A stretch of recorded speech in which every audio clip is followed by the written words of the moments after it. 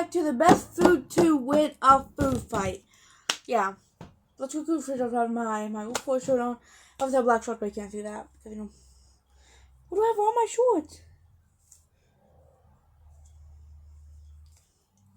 What do I have on them?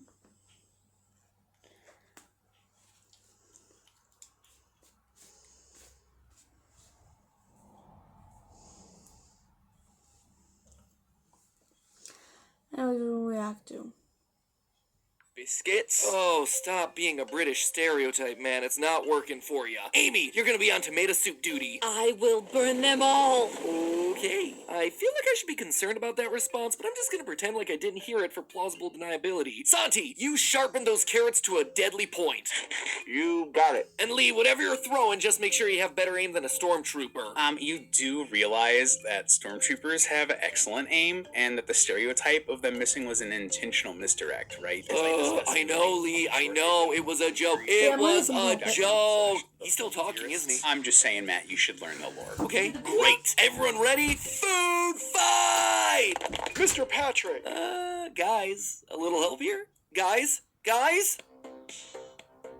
Hello, Internet. Welcome to Food Theory, where our motto's always make lunch, not war. Actually, in this episode, we're going to be doing a little bit of both as we finally dive into one of the quintessential aspects of school culture, the food fight.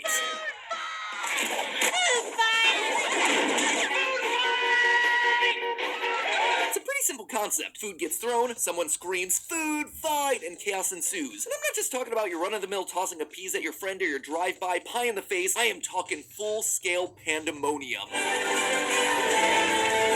Food and drink flying around, stained clothing, pudding stuck in your hair, all while the CEO of Tide counts their money in the corner. Food fights are one of the things that pop culture has convinced me happens in literally every American school. And yet, I've never seen one. I've never been around one. I don't know anyone who's ever experienced one. So clearly, either the movies have been lying to me, or my moment is still coming. And I think the answer there is pretty obvious. My moment is coming. Which means that when it happens, and it will happen, I don't want to waste my chance. I need to come in prepared. And so do you, which is why today's episode exists. When you get into your inevitable food fight, what is the best strategy to win? Oh, I'm sorry, you weren't aware that there were winners and losers in a random melee of people launching food at each other? Didn't you see the second word of the phrase? It is called a food fight, and with any fight, there are always going to be those who come out on top and those who are at the bottom. And we theorists, we are nothing if not winners here. So break out your plastic trays, thermoses, and Lunchables, friendos. It's time to dive into Matt Pat's food fight strategy guide. When the inevitable food apocalypse arises, what do you hope you packed in your superhero lunchbox to win the #1 victory royale? First, we should probably set our criteria for what exactly winning the food fight means, because really, we could be talking about 3 very different styles of fight.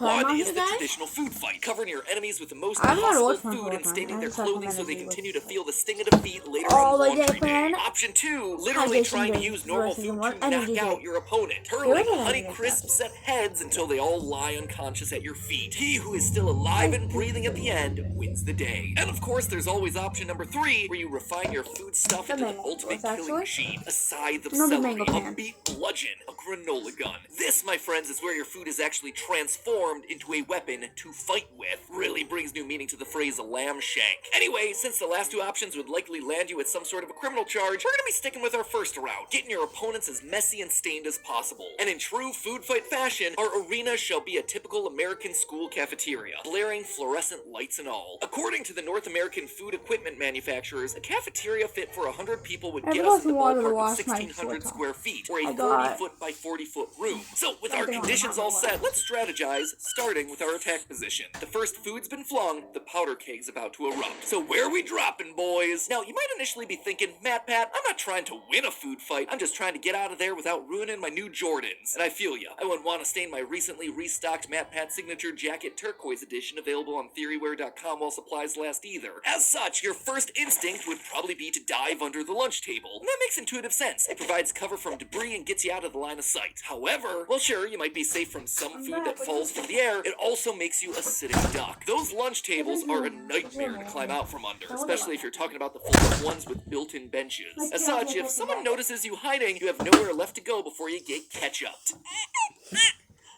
Nope, if you're trying to get yourself out of the line of fryer, your saving grace on your lunch tray is, well, gonna be the lunch tray itself. It's perfect for blocking stray applesauce, funnel cakes, and all those watery fruit cups. If you want to get out of the food fight before it even begins, you need to empty your tray as fast as possible and quickly back up to the nearest wall. This will help protect your blind spot. That way you can start defending yourself from all the tater tots and subpar pizza that's whizzing past your face. Everyone's Plus, so far, as we're about to guys. discuss, most food is not Really? aerodynamic or Oh, stable that enough to okay. make it all the way across the typical cafe. The edge of the room is Oh, going to no, result over in there. most attacks landing long before they ever get close to your kicks. I mean, have you ever even tried to throw a slice of bologna? I feel embarrassed around in the breeze. That thing is barely making it a few inches, let alone dozens of feet, leaving your feet nice and clean. That said, this is your once-in-a-lifetime food fight moment here. If you're not taking full advantage of the opportunity to fling some foodstuffs in the hopes of staying completely clean, you might technically win the battle, but you're losing in spirit. Which means that the best defense here is going to be a strong offense. And knowing that our victory conditions mandate food sticking on our opponent, staining their clothing, and not knocking them unconscious, anything that could bounce right off or cause serious bodily injury is automatically ruled out. Remember, we're trying to cause a food mess, not a legal Food one. So mess. hurling apples, water bottles, silverware, all of that's a no-go. Other relatively useless foods here include cold cuts, chips, You mean crisps? I don't, breads, most proteins like hot dogs and hamburgers, as well as french fries. Chips. I already said chips, Tom. Try to stick with me here. But while throwing a bottle of water might be a bad idea, spraying a bottle of water or another liquid can be a definite win if you're doing it right. Not only making an immediate visual difference in your opponent, but also making them stickier for all subsequent attacks. Milk, water, juice, all of them are readily available in the typical cafeteria, and they can travel far provided that you know what you're doing. Well, it might be tempting to yeet those milk cartons and juice boxes hoping they're gonna pop like a water balloon. Odds are that's not gonna happen. Structurally, those paper containers are glued too tightly for that. Instead, if you can just get your hands on anything with a spray tip, like those Gatorade bottles with the twist cap, that is gonna be your best option. Or even better, you can give yourself a makeshift super soaker by taking a trusty pen from your backpack and poking a hole in the cap of a water bottle. Just give it a good squeeze, and suddenly you have a Dasani delivery service that'll douse the field. So, how effective would a MacGyvered super soaker be in this sort of scenario? Well, Olive is I'm not a going big out, guys. part of my Okay, life. guys, so that was all for the reaction video. Other than that, that's all for the reaction video. I better go get that thing of Prime though, so be back in a minute. No, you get back with me though, because I want to show my cat. Now I'm gonna get up and end the video. There she is. Okay, Frankie. Okay, say bye everybody. Bye everybody. My name's Frankie the cat. In the video. Bye everybody.